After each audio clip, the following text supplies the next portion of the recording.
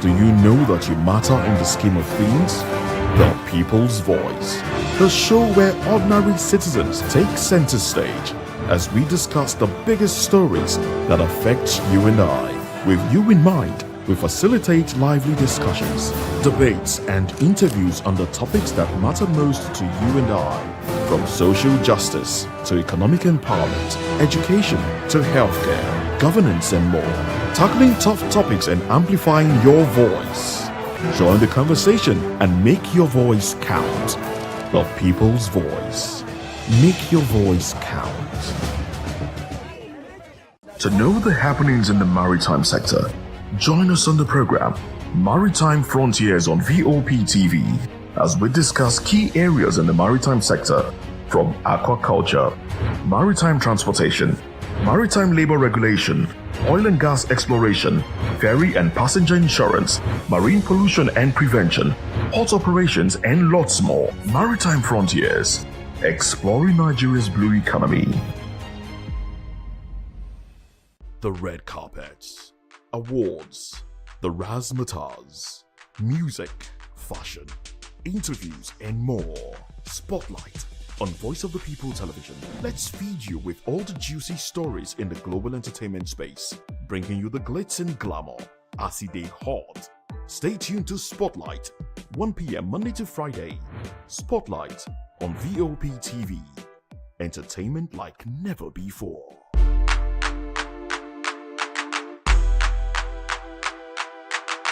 The third mainland bridge is the longest of three bridges connecting Lagos Island to the mainland. The others are the Eko and Kata bridges. It was the longest bridge in Africa until 1996, when the 6th October Bridge, located in Cairo, Egypt, was completed. The bridge starts from Oworoshoki, which is linked to the Apapa-Oshodi Expressway and Lagos-Ibadan Expressway, and ends at Adeniji-Adele Interchange on Lagos Island. There is also a link midway through the bridge that leads to Herbert Macaulay Way, Yaba. The bridge was built by Julius Berger Nigeria plc. The Phase 1 of the project was commissioned by President Shehu Shagari in 1980 and completed by Head of State Ibrahim Babangida in 1990. It measures about 11.8 kilometers in length. The third mainland bridge is known for very high vehicular traffic, especially on weekdays, as many residents who reside on the mainland work on the island, and they use the bridge to navigate to and from work daily. Residents in Ikeja, Agboiketu, Ikorodu, Isheri, Oworoshoki, Bagada, Yaba, Maryland, and Oshodi often use the bridge on their daily commute. The third mainland bridge is an essential part of Lagos daily commuting and as such requires constant renovation. It has also become a major edifice in Lagos, offering a beautiful scenery of the Lagos Lagoon, the University of Lagos waterfront, and Makoko, a shanty town built on the Lagos Lagoon. In a world where truth is the ultimate power and opinions scream the loudest, it's time to wade through the noise. Hunger no get tribe! Hunger no get religion! And scan the human interest and trending topics that matter. Stay tuned to The Issues, your plug to the stories making the buzz, from politics to science and technology, social justice, and more. Let's tackle the tough questions and expose the truth. The Issues on Voice of the People Television, Mondays to Fridays, 8 to 9 p.m. The Issues. Don't just react, understand. VOP TV. Now you have more than a voice.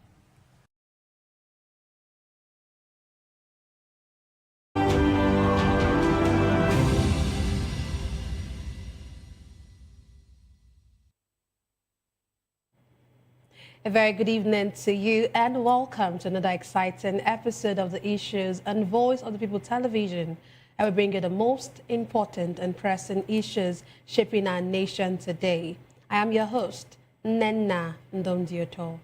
Today on the issues, we're examining the complexities of Nigeria's politics and governance. From Senate confirming Fani Kayode Omokri and others as ambassadors, to reps approving compulsory electronic transmission of election results. Also, court bars police from enforcement of tinted glass permit. And finally, NBA demands investigation of NMDPRA boss despite resignation. Join us as we break down the facts and provide context to help you stay informed. We'll take a break now, and when we return, we'll dig deeper into these topics. Don't go away.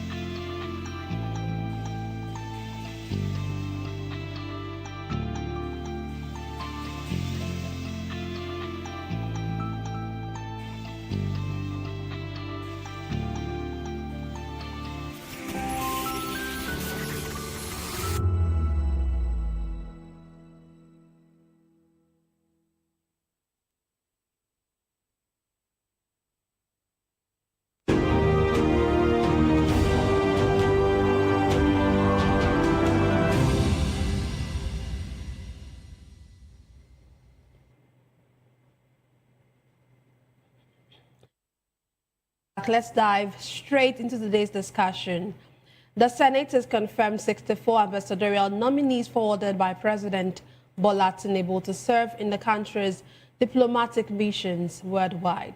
Among the list of career and non-career envoys are former Aviation Minister Femi Fani-Kayode and ex-presidential aide Reno Omokri, alongside experienced foreign service officers and political figures from across the country. The confirmations followed screenings by the Senate Committee on Foreign Affairs, whose report was adopted on the floor of the chamber.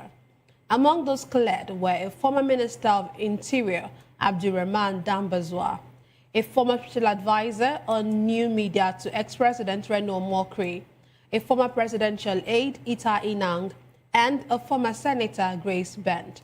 Others include a former chairman of the Independent National Electoral Commission, Mahmoud Yakubu, a former governor of Enugu State, Ifeanyi Ugwuanyi, and a former governor of Abia State, Okezie Ikpeazu.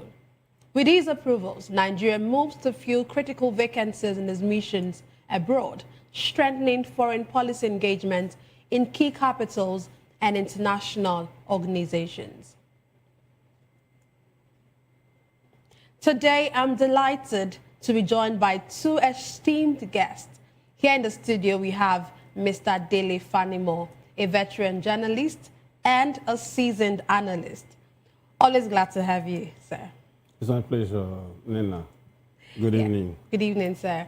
Joining us virtually is our guest analyst from Benin City. He is Dr. Bright Onyovo Koko, a medical doctor and a human rights activist. He's also a member of the Coalition of Civil Society Organizations. Glad to have you join us, Dr. Bright. Please, can you unmute your device, please? Thank you very much. Glad to be with you. Okay, so yes. So let's start with you. The Senate has confirmed the appointment of these nominees.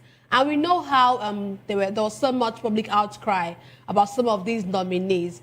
Would you say, in your own opinion, that you actually saw this confirmation coming? Would you applaud the confirmation of these nominees by the Senate?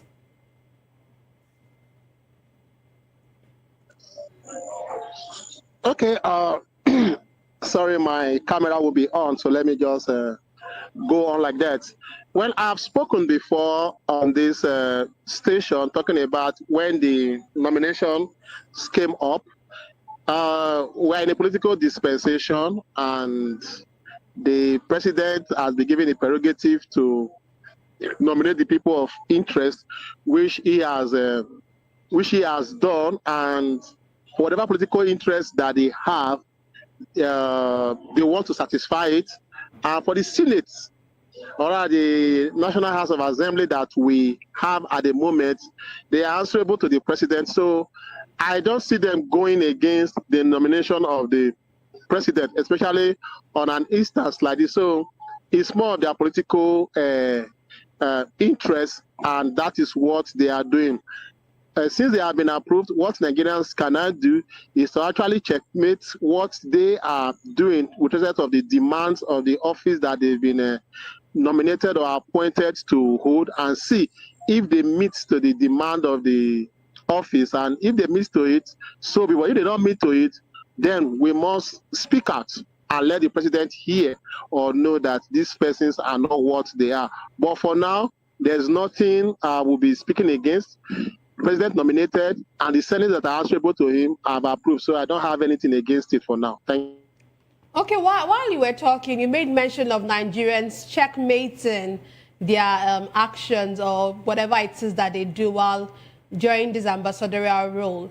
But we've seen that Nigerians, even with when they were nominated, Nigerians came out to actually, raise public outcry and all of that, and nothing was done.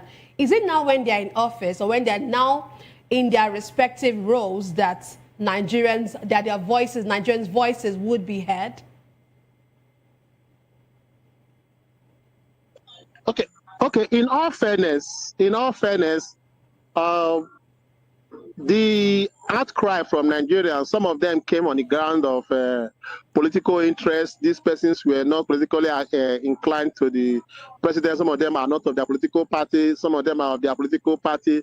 Of course, some other persons who were also eyeing the positions would also cry out. So those that cry were based on various sentiments that were to these people. But now that they've been appointed, we can now check against their performance. What are their performance to the demands of the office? That is what we can actually do since they've been nominated and they've been confirmed. By then, of course, the responsibility that has been bestowed upon them will be clearly stated that, and their performance also will be documented, so we can actually checkmate that. When they were nominated, they were more of sentiments for various reasons, so it will be difficult for one to assess or judge people based on the sentiments. Some of those people who were even crying were based on personal interest, based on personal encounter with this person. So we cannot actually use that to judge their performance in office. Thank you. Okay, thank you. I will come back to you. Let me get to Mr. Dele Fanimo. I was almost going to call you Dr. Dele Fanimo again.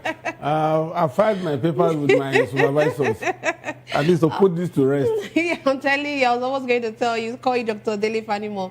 Okay, so I know you are. I know you've been on this table, really talked about these people, and I know that you have. You are one of those who look at things from a brighter side, and you actually think that these people are really, really doing. You actually feel that they will do very well, Charlie, for some persons who who you feel that have past antecedents that are very, very good. So, how disappointments? How do you think this appointment would affect Nigeria's bilateral relations, especially in countries with strong democratic institutions? You see. We're talking about Fani Kayode and Omokri, because these are the people that a lot of people have misgivings about their appointment and all that. You see, for me, the only area where I may have some measure of apprehension is on the fact that these, particularly Fani Kayode, if you want to talk about brilliance, Fani Kayode is brilliant. Nobody can take that away from him. But his shenanigans is another thing again. But when you put this together, you realize that what is required as a representative of a country, what is required of you is your ability to be able to drive home your point with logic and reasoning. Fani Kayode is a lawyer, and he would do something that would be dignified of that office.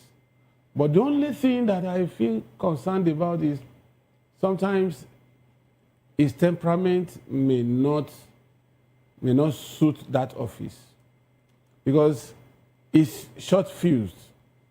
If he gets temperamental, he goes overboard sometimes. And for you to hold that office, you need to be sober at all times. You need to understand the weight you are carrying, because you are, as an ambassador, you are the president of your country in that country. And so, in diplomatic circle, you will be rated according to your restraints, according to your tempered attitude, and your statesmanship. So I hope that there will be some kind of a crash training before they exit the country to go to their country of posting, so that we won't have to, because I recall that there was a time somebody was to be appointed in government, and when the man that was supposed to appoint him had a meeting with some colleagues. This was far back in the day, I think about 16 or 17 years ago. And his name came up, in unison, without any premeditated action. Everybody in that place, about 8 of us, just exclaimed, say, "Wow, ah!" And the man was asking, "Wow." One of us who was bold enough to open up said, "Sir, if you are appointing this person, you would have to maintain 2 budgets. He said, the budget to clean the mess of the ministry, and then the budget to clean this man you have appointed." And that was what put paid to that appointment. I'm not too sure if that person knows till date that this was how he lost that opportunity. So the lesson in that is that whatever you are doing today, be sure that posterity records, and at the appropriate time, this will be played back and you will see it. And when you see it, it is either you are proud or you feel embarrassed or ashamed. I am conscious of every word I use. I am conscious of positions I take on any issues, because I know that in the next 5, 10, 15 years, if I'm still alive, if I'm gone, my children will be asked. So, for me, Omokri, on the other side, Omokri is somebody that has this attitude of being sycophantic, and I'm not too sure if he will not carry that sycophancy into that new assignment, which could be at the detriment of the government and people of Nigeria. Because at that point, you can't be attacking your nationals in your country of residence. You need to bring them together. And when you now begin to play adversarial role in that office, it becomes a problem for the country. So, for me, whatever we are saying here, we're just extreme. He has been appointed, but like Bright said, Dr. Bright, how they are going to manage this office is what we should look out for in the days and months ahead. Okay, while you were speaking, you made mention of crash training, but I don't know how a crash training would actually help someone like Fani Kayode's temperament.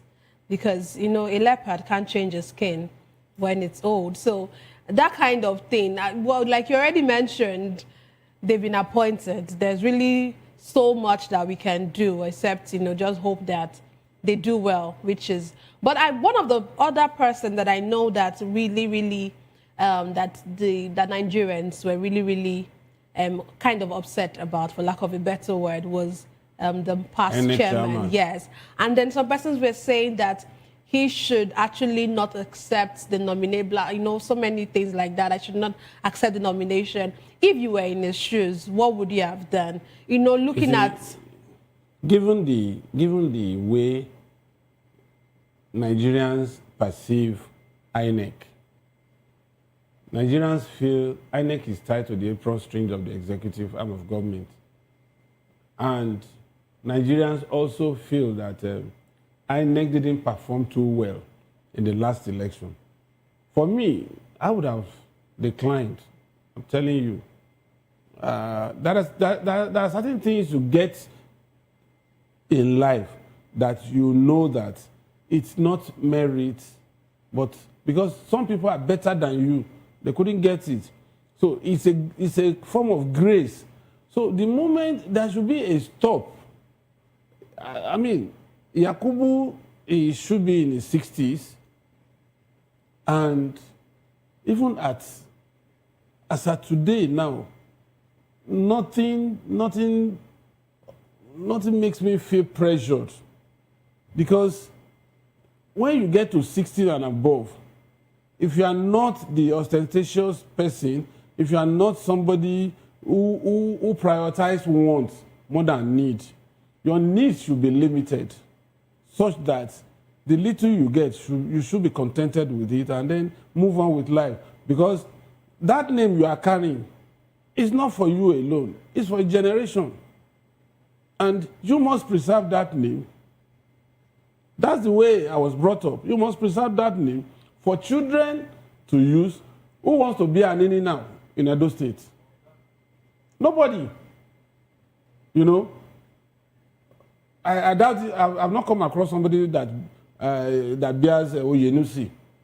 Because somebody was publicly disgraced, shot for committing armed robbery. So, for me, it's more than 5 years in that office is enough. And as a professor, you go back to the academics if you are not 70, because I'm sure they gave him sabbatical, you know, and a leave of absence. So go back to your academic environment, teach your students, mentor them, and then go into retirement. Why do you have to struggle for all this at this time? More so, the supposed mess that was created during your tenure has not been cleared. For me, I wouldn't have taken it. But for somebody like Dan Bazao deserves to be ambassador. Apart from getting to the zenith of his career as Chief of Army Staff, he is also a PhD holder and a very cerebral general in the army. So if he's being taken to somewhere, I think he should be taken to a country that we will need his services more, not just these corner countries. I expect that if he's not taken to a place like US, he should be taken to either Britain or maybe Canada. Or I know that he's a Muslim. He can be taken to UAE, you know, and so on and so forth. So, but he actually merits it. So the appointment of non-career officers going for ambassadorial position is a mixed bag. You have the two fantastic ones. For instance, look at Are. Are was DG of DSS. He had no problems throughout his tenure. And DG NIA. except for those who are in the know, or if you are a top-rated journalist, you will not even hear, because it's not supposed to talk. But NIA is just like CIA, in Nigeria, and it did its job creditably well. So people like that should be applauded. So that's why I said it's a mixed bag. Okay, you talked about merit. That takes me to my next question, but I'm going to ask our virtual guest this. Dr. Bright, should ambassadorial appointments be more merit-based and insulated from political affiliations? Because we've seen, it looks like, there are some persons who, according to reports in some quarters, that some of them are just being rewards for what they've done politically. So should ambassadorial appointment be more merit-based and insulated from political affiliations?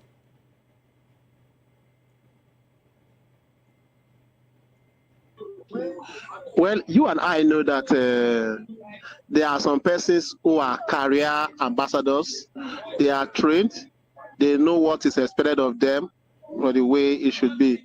But over the years, we've seen also that virtually all political appointments in our political dispensation, where let's call it democracy, many have not been on merit base, they've been on political affiliation. So many a times when we see some of these appointments, is more or less like giving you a choice between the devil and the deep blue sea. You don't have a choice, so you just have to either choose how you will manage the devil or how you will swim or survive in the deep blue sea. To answer your question directly, ordinarily it should be a merit based on what somebody has done. Maybe if he's a career ambassador, good.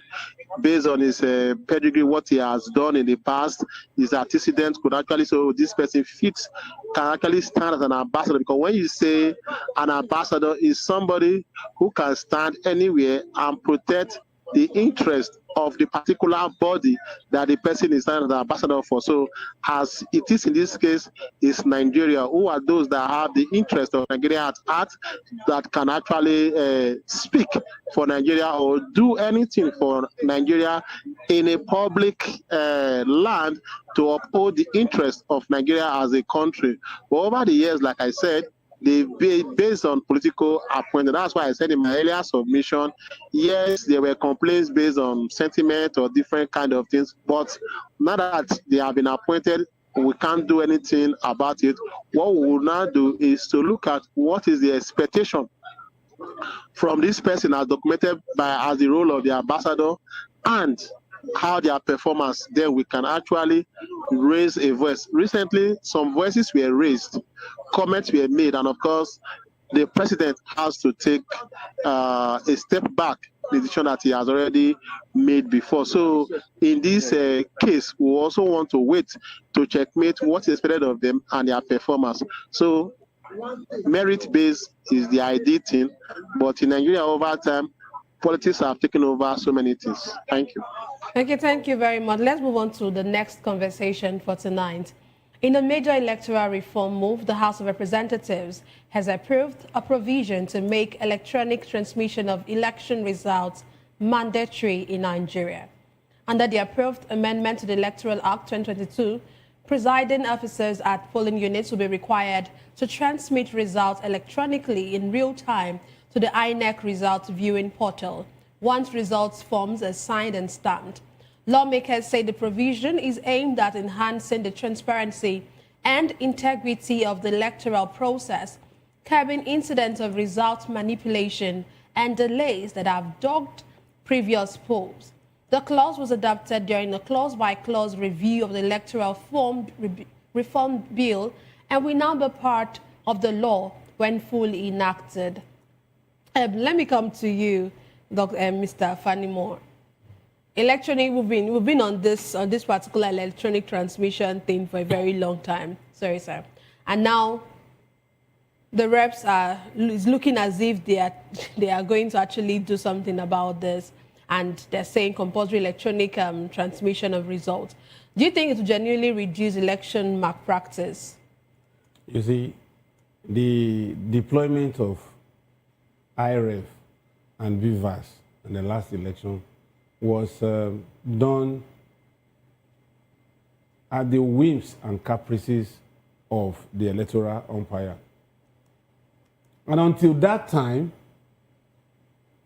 most people didn't take cognizance of the fact that it was just an operational tool and not a compulsory part of electoral process as a result of not including it in the electoral law. So the INEC chairman, as it were, can decide to use it or not. There is no actionable way of compelling him.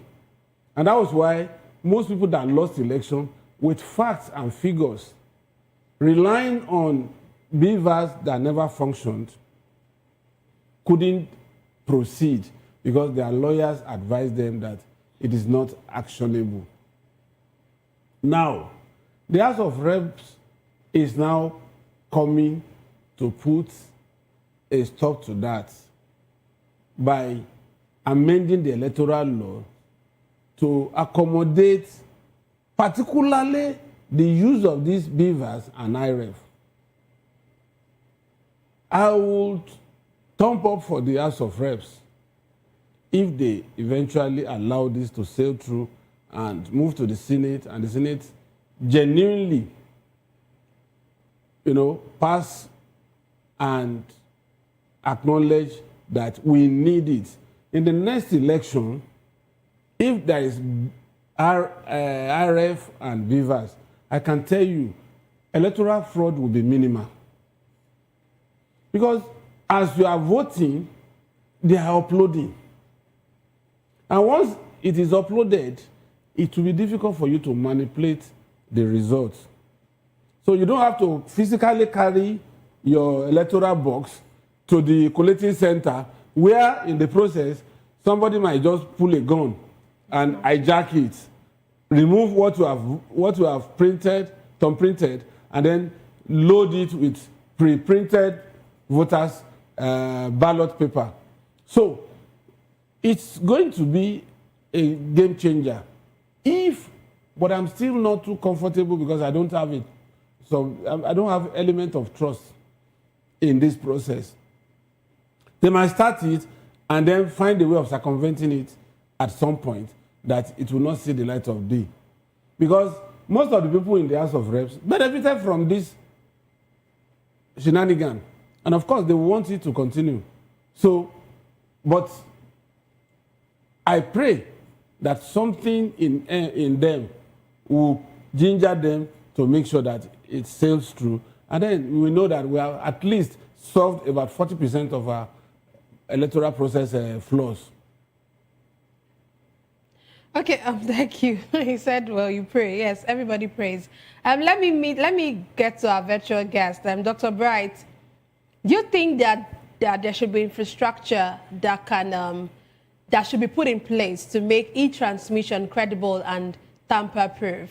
Of course, Mr. Fanimo had said that if this actually sees the light of the day, because we know what our lawmakers can do, but what infrastructure do you think can be put in place to ensure that this e-transmission becomes credible and is not tampered by anyone?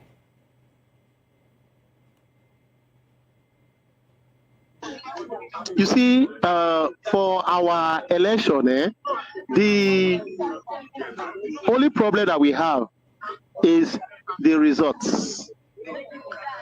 We don't have problem with voting.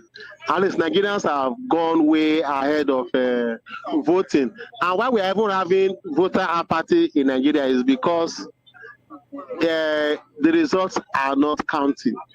So that's why many people are not interested at, if they vote, the result will not count, so they will not want to come out. So if electronic transmission of results is approved, I know there is at the moment now, is the lower house of Senate that has approved, as the House of Rep. If the Senate should approve it and the president should assent to it, that would be the best thing that has happened, or that has happened to Nigeria. That is, if eventually it got to the president and the president signs it, that becomes electoral act either 2025 or 2026 as assented by the president, it becomes the best thing that has happened to Nigeria. To be candid, in 2019, INEC actually test run the transmission of results to the server, electronic transmission of results. And I believe those are some of the things that made the likes of Atiku to be saying that we need the result in the server, we need the result in the server to collaborate what the result they got from their situation room. But because it was not signed into law, it was not effective, it didn't actually skate through when it was making his demand in the court. But now has approved it, let the Senate also approve it, and let the president sign it into law or whatever, let the president assent to it. That would be the best thing that has happened to Nigeria, because like I said, we don't have issue with voting, we don't have issue with collation or whatever. It is the transmission from the polling units to the last point, that is where you start seeing figures changing. But if we have electronic transmission right from the polling unit, the result will be sent to the server and the collation and everything will be done. And of course, we will know what it is. If it happens and it scales through, that's the best thing that happened to Nigeria. I believe you, when the president signs it, I will pop champagne. Okay, okay. Do you really think that Nigeria is ready for this electronic results, technologically and institutionally? Do you think we're ready for nationwide electronic results transmission before 2027? You see, in this era of technology, like I said just now, in 2019, it was done. Results were sent to the server. If INEC can say, oh, we have a draft result, it already put a test run to this. Even when we use the card reader that was not as sophisticated as the Beaver's machine, it was done and it worked. But because it was not, it has not been accepted to, so nobody can actually lay hold to it to say, okay, this is what we have. So with the state of the country, we are ready for it. It's just the same voting. It's all they need is, as the presiding officers are entering the results right in the polling units into the Beavers machine, all they need to do is to activate that aspect in the Beavers that will send that same result to the server. So once that one is done, I believe a lot of things will change in Nigeria. Because people having confidence in the report, even with simple Google form. With simple Google form, it can actually be done with this, let alone when we have some other more sophisticated IT tools that we can use. And of course, like I said, with the Google form as it is, what you have to do is just to put the right commands, the right prompts in it, and you will get this. So Nigerians are ready. So long as Nigerians are ready to come out to vote, automatically they are ready. It is for INEC to put the necessary machineries in place. What is INEC expected to do? The result that the vote that the people have already casted at the polling unit is just for them to send it to the server, and the collation and everything will be done. So Nigerians are ready for that, and that is what Nigerians are expecting. Like I said, if it gets it to the president and the president signs it, I would pop champagne. Okay, thank you. I hope you get to pour that champagne at some point before the next election. Let's move on to the next conversation tonight. A Delta State High Court sitting in Ore-Rokpe has issued an interim injunction restraining the Inspector General of Police and the Nigeria Police Force from enforcing the controversial tinted glass permits policy nationwide. Justice Joe Ego granted the order in an ex parte suit filed by a private citizen restraining police from stopping, arresting, detaining, or extorting motorists over tinted glass compliance pending determination of the substantive case. The judge also barred the use of a contractor account linked to the policy's implementation. The injunction halts plans by the police to resume enforcement from January 2, 2026 after months of public debate and objections from rights groups, of course, including the Nigerian Bar Association. Let me come to you, Mr. Dele. We've seen this, the tinted glass permits. At some point, it looks like it had died down a bit, and then we've seen it resurrect again. And they're saying, of course, enforcement and in January, and NBA has spoken, and now the courts, this court's injunction. What do you make of it? You see, injunction is meant to temporarily, and I want to let the police know that they will be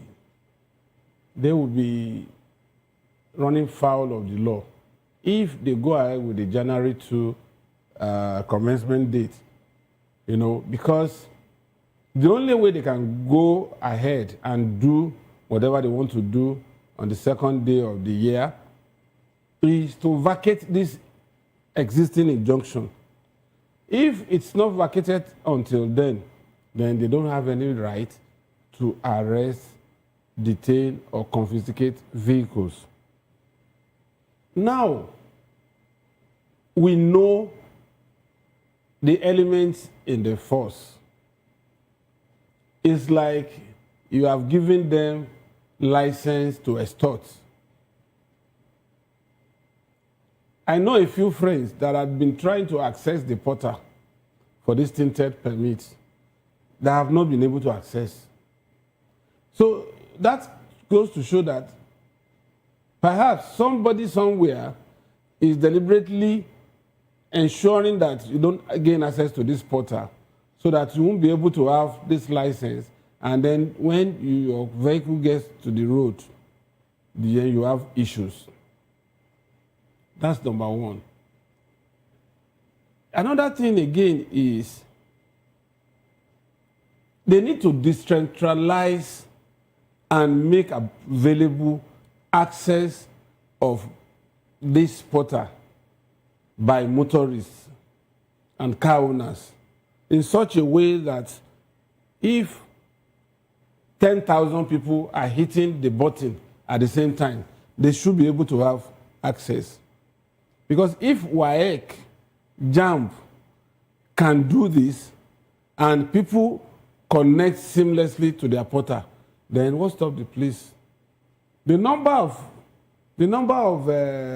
tinted glass vehicles cannot be as much as students enrolling for WAEC exams and NECO exams and even JAMB. It could be sometime 1.5, 1.9. So how many tinted glass? And you know, another thing again, while enjoining the police to make sure that they don't run counter to the law, our motorists, we need to talk to them. 70% of tinted glasses are handmade because they have this feeling that it confers some pride, some status on them. Instead of having issues with the police, remove that nylon. It doesn't take you more than 5 minutes so that you can travel wherever you want to go. Now, for those whose cars came with tinted glass as manufactured by the manufacturer, those ones are compelled. But they are few compared to those who went to roadside garage to say, just help me paste this, I want it dark. Because at the end of the day, you are not doing yourself any good. Most people that ride on this car are vulnerable. Because if somebody is kidnapped inside a tinted car, even when they get to checkpoint, if the man manages, because most of these cars are big cars, SUVs, and police are easily intimidated by these vehicle owners because they assume that only a big man can ride. So the moment they get to the roadblock, especially when the driver winds down the glass and drops 1,000 naira note in the palm of that driver, he will not bother to look beyond the driver and he says go. And then, but if the car is not tinted and you see somebody that is ruffled at the back seat, sandwiched by two people, there could be some level of suspicion that will make the policeman say, no, you cannot go. Let's interrogate what is inside your vehicle. So for those who do artificial tint, it is advisable for them to remove so that you don't fall foul of the law and you don't also, make yourself vulnerable for kidnapping. But in the final analysis, if the police decide to go ahead with this enforcement date, they will be running foul of the law, and then they will be making millions out of these policemen on the road. Because they will make so much money. Nigerians are very good at bribing than taking the right course. Do you know one funny thing? To get a vehicle license, roadworthiness, and all that may not cost you up to 40,000. But do you know that some people prefer to bribe that 40,000 in 1 month? So by the time you are bribing every month 40,000, at the end of the year, you have bribed 480,000 for something that will just walk up to that office and do the right thing for 40,000, and you are covered for the whole year. So for me, the police should exercise restraint, except they get the injunction vacated before that day. Okay, let's go back to Dr. Bright. Dr. Bright, one of the things the police have said is one of the reasons for this tinted glass permit or policy is as a result of national security, according to the police. But do you really think that, is it more about national, for you, do you think this is more about national security, or is it a way of the police trying to generate revenue? It's both, actually, because every enforcement agency in Nigeria now, at the end of the year, have a revenue to remit to the federal government. However, the national security is also part of it and is a major one. Recently in those states, there was a car that was tinted and was driving. So the police tried to stop the car, and the car was looking suspicious. It was all tinted, actually. And in the process of the policeman trying to walk close to the car, some men came out of the car with guns and they opened fire, and the policeman was shot dead, and some other were injured in that exercise. So I know that there are indications for us to have a tint, but in a situation whereby every Tom, Dick, and Harry just go to get things, just to place them in a particular status. I know some people don't have criminal tendency when they are doing it, but many just do it like Mr. Dede Falimo said, because they want to belong to a certain class or they want to prove a particular point, they go to get the thing. So I don't see the reason why a court should stop that. But when I read it and I saw the information, I was actually against it. Why should people just wake up and they want to have teeth? If it is factory teethed, we understand. But somebody going to a place like Igu or Ewaike and say, just get a nylon that is dark to cover my car. What are you hiding inside the car? What are you trying to go? And of course, a tinted car also have this intimidating effect, because it will take a police with courage to want to flag down a tinted car. And also because when you see some of these, especially this tinted SUV, they also go around with covered plate number. So it takes the policeman with a gut to actually stop the vehicle and ask them maybe for identity or some other thing. So, and we know people have used some of all these things to perpetuate a lot of criminal activities. So it should not be encouraged. Yes, the case is in court. The court has given a judgment. But if I can appeal to the judge or send it to the judge, let them reverse it. Let them forget about the revenue aspect of it, implication of it. And again, to the Nigerian police, they also need to be careful, and they should be objective and stand up to their game. That for whatever reason, they should not be issuing tinted permit to every Tom, Dick, and Harry simply because they can either make payment or they have connection to do it. They are laid down rules, they are laid down expectations before you could get the a tint on your car. Let it be followed so that it won't be something that everybody just want to get because they feel they want to belong to a social class. And as a medical doctor, sometimes you have maybe medical indication to have a tint on your car. This medical indication should be proven beyond reasonable doubt before these people can actually get this permit. But for me, the security implication is high, and that we should view it from that angle, not even a revenue angle. Thank you.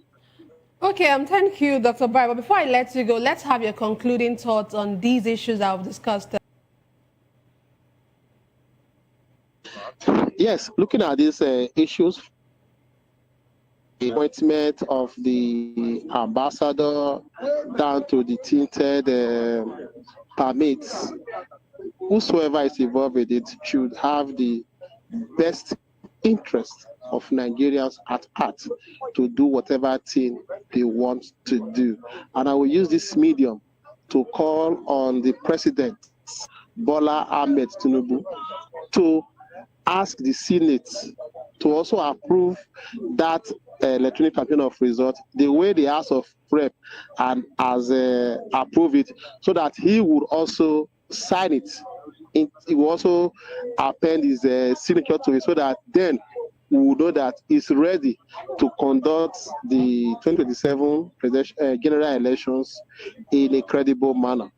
Thank you. Okay, thank you very much. Mr. Fanimo, can you just, Dr. Fanimo, your concluding thoughts, please? Yes. My concluding thought is that reps and the Senate must pursue this infusion of IREF and the BVAS into the electoral law to a logical conclusion, so that Nigeria will be a better place and votes will start counting. Secondly, the tinted permitting, there must be a vacation of that injunction for us to, because if you now find out that the supposed law protector of the law now becomes the breaker of the law, then what hope for Nigerians? And finally, we admonish those who are being sent out very soon to be the representative of this country, to make sure that they make us proud wherever they find themselves. Okay, thank you very much, Mr. Fanimo, for being on the show, for joining us live in the studio. And thank you, Dr. Bright, for being a part of us from all the way from Benin City. That's all for today's episode of The Issues. We explored the challenges facing Nigeria's politics and electoral governance. Thank you for joining us. Don't forget to tune in next time for more in-depth analysis and discussion. Follow us on social media to stay up to date on the latest news and insight. Until next time, stay informed. I am Nnenna Ndomdioto. This has been The Issues on Voice of the People Television, where Chair faces forward. Please don't forget to stay tuned for hashtag with Vivian and Ike Chuku by 8 p.m. Don't go away.